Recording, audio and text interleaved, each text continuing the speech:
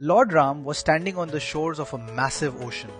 For 3 days, he meditates, fasts, and politely requests Lord Varuna to simply grant his army a path to Lanka. The ocean completely ignores him. It treats his patience and diplomacy as weakness.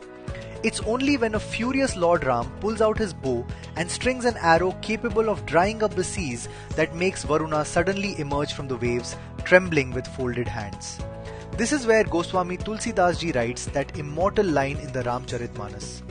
Vinay na manat jaladhi jad, gaye teeni din beeti, bole Ram sakop tab, bhay binu hoi na preeti.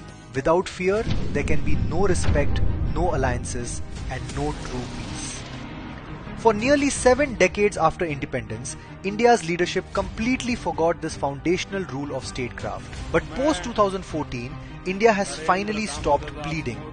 Let's look at the reality of where we were before 2014. After the horrific 26/11 Mumbai attacks under the Congress government, instead of launching a devastating retaliatory strike against terror camps, our response was sending dossiers. We were literally seeking help from the international community to fix our problems. Our defense policy wasn't built on strength. It was a bizarre, self-inflicted mindset of fear that drove it. But in 2014, that submissive paradigm completely shattered. When Pakistan-sponsored terrorists struck in Uri and Pulwama, India didn't print dossiers, we drew the bow.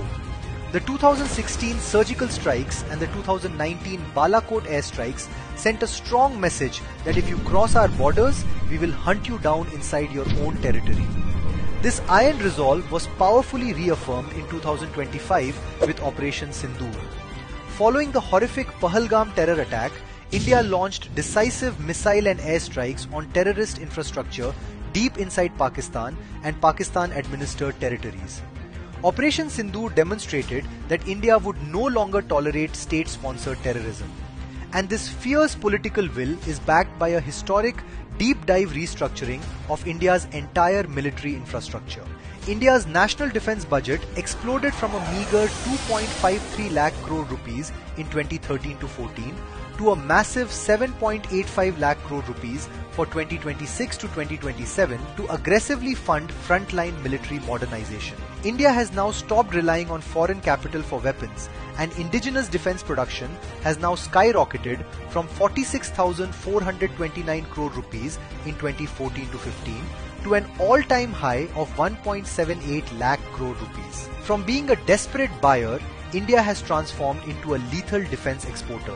Our defense exports surged by a staggering 5,500%, leaping from just 686 crore rupees in 2013 to 14 to a record 38,424 crore rupees, supplying military hardware to over 80 countries.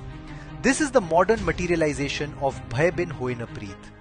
Now we can say that India has finally shed its apologetic, defensive shell to reclaim its rightful role as a global military powerhouse. We don't seek war, but we have made sure that our arrow is always strung and ready to protect our borders.